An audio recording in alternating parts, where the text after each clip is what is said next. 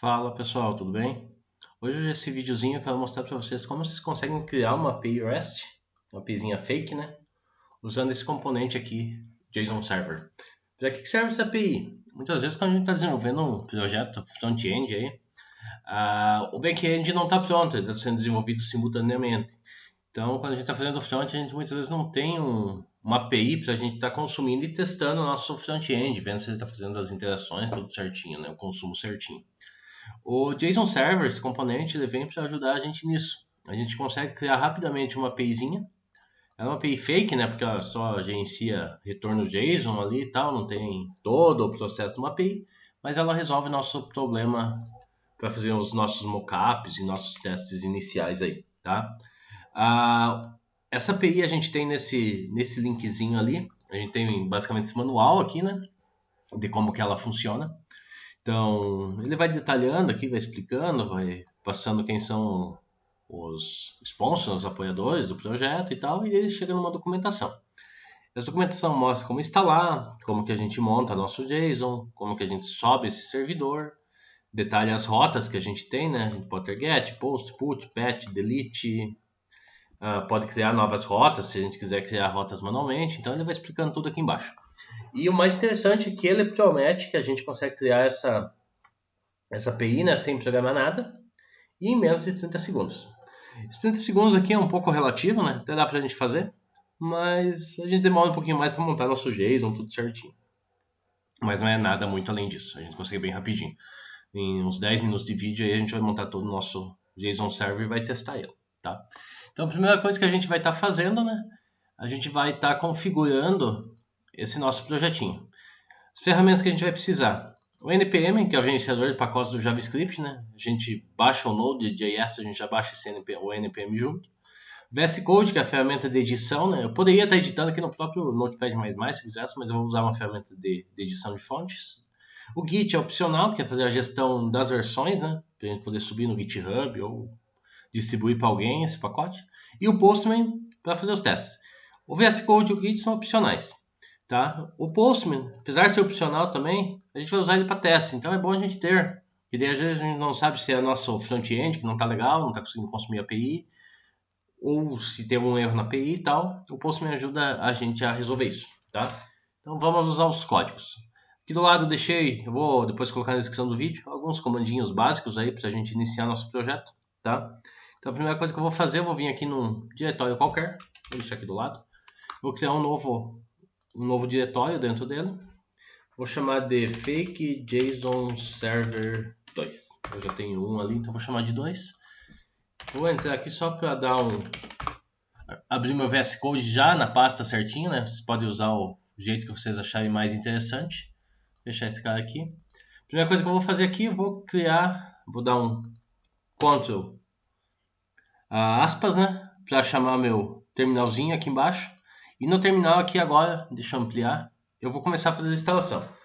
npm init. Esse comando é opcional. É para eu ter um gestor de pacotes dos pacotes que eu falei baixar aqui, né? Então, como o JSON Server é um pacote, eu vou querer fazer a gestão dele.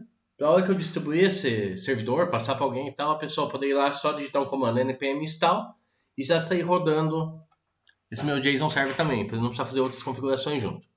Então, vou dar um npm init. Ele vai fazer algumas perguntas aqui, né? Desse projeto e tal. Só vou dar enter em tudo. Não preciso me preocupar com o que ele vai perguntar. Ele criou esse arquivo JSON aqui pra gente, tá? Esse aqui vai ser o nosso gerenciador de dependências do projeto. A única dependência que eu vou ter nesse projeto é o próprio JSON Server. Para instalar ele, eu tenho o comando até descrito aqui.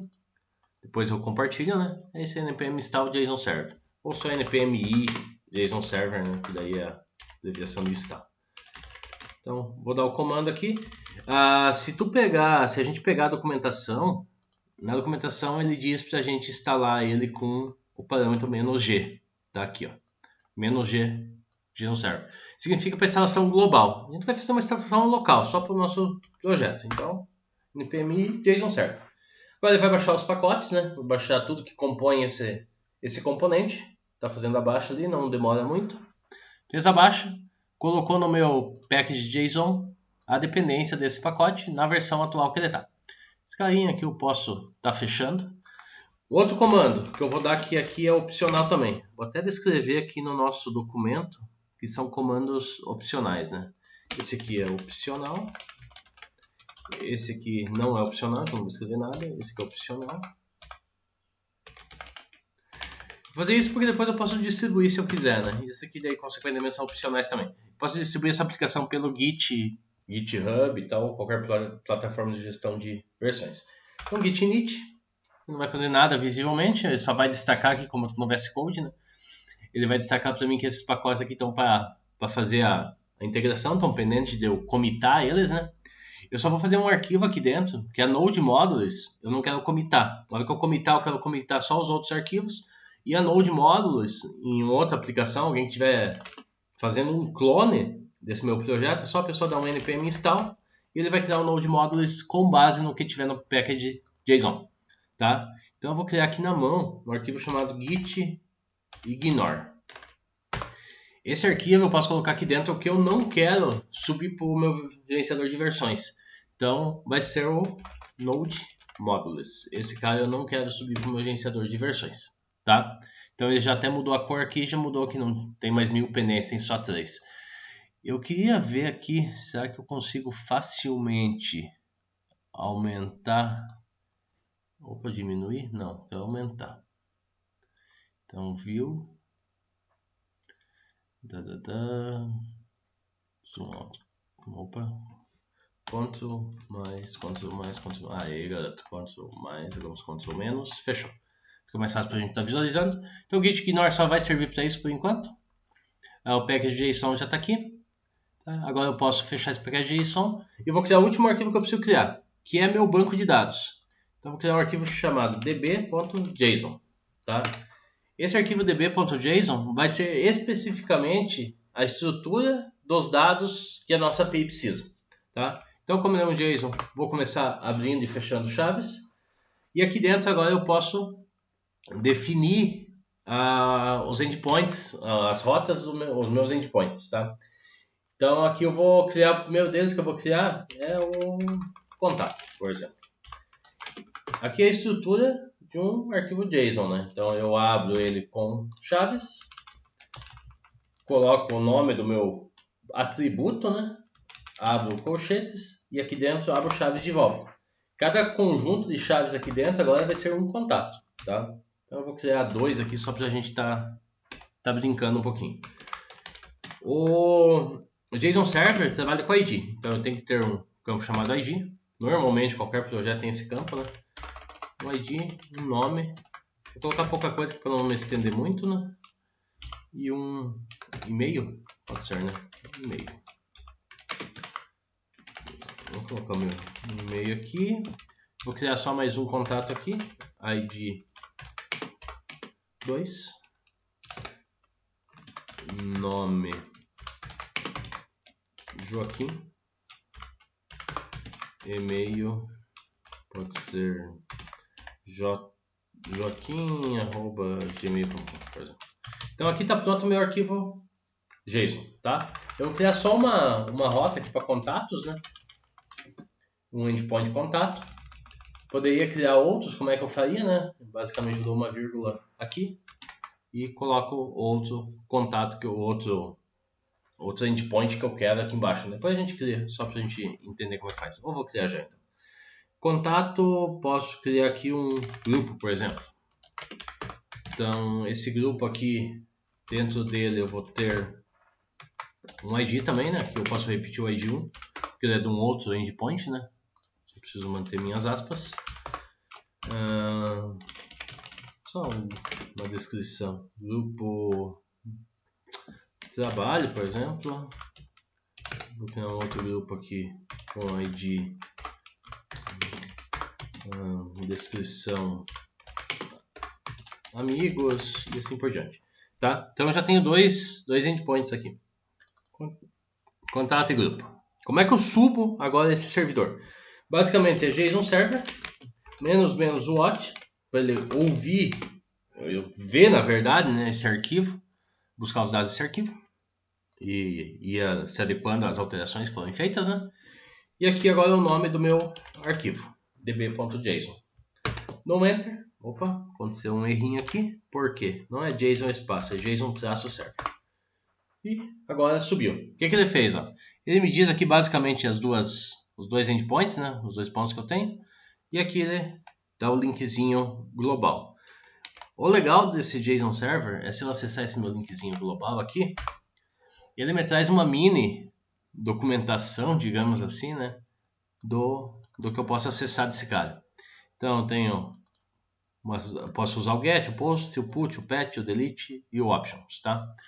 Então, como é que eu vou fazer agora para consumir esses endpoints? Eu posso simplesmente pegar aqui atrás e colocar contato, por exemplo, que é o primeiro endpoint que eu tenho ali, the get. Então tá aqui meu get. Isso aqui é o que eu tenho de contato dentro dele. Se eu disser que eu quero acessar o contato 2, por exemplo, posso só colocar o 2 aqui, ele já muda, né? Ele já não traz mais um vetor do JSON, ele traz só o contato 2.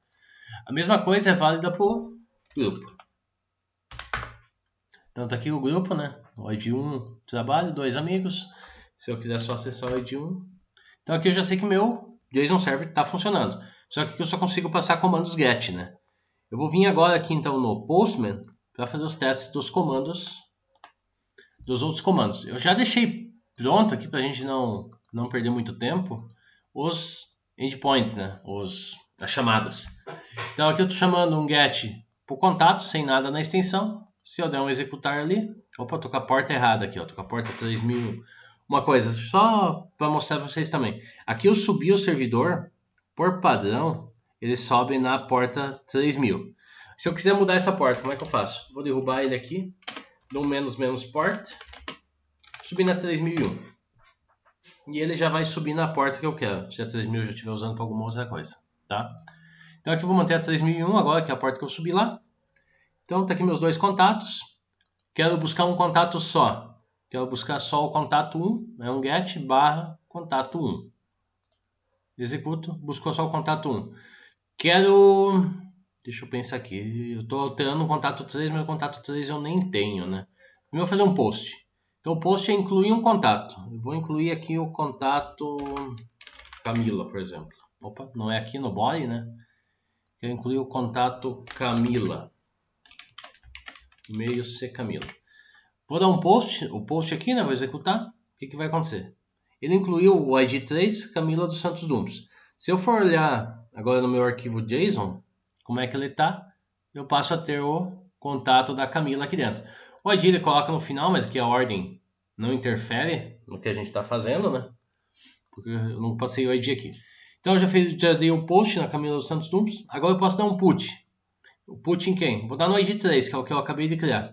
Tinha criado como Camila dos Santos Dumont, vou alterar só para Camila Dumont e vou alterar o e-mail para cami@gmail.com, por exemplo. Vou dar um send. Agora ele foi lá e me retornou que alterou. Se eu olhar meu JSON, tá aqui agora a alteração, Camila Dumont, cami@gmail, tá? E o último ponto que a gente vai testar aqui é o delete. Delete basicamente eu só passo na chamada, né? Qual que é o ID que eu quero estar deletando. Meu ID 2 é o Joaquim. Se eu der o send aqui, o Joaquim some da minha base de dados. Ó. Fico só com 1 e com 3. Então com isso a gente pode fazer nossos testes aí de uso de consumo de API dentro dos nossos front-ends. Beleza? Espero que tenha ajudado. Espero que tenha agregado alguma coisa de conhecimento a vocês. Qualquer dúvida, podem fazer questionamentos no comentário e tal, críticas também. Sempre interessante a gente estar evoluindo. Beleza? Valeu, um abraço a todos.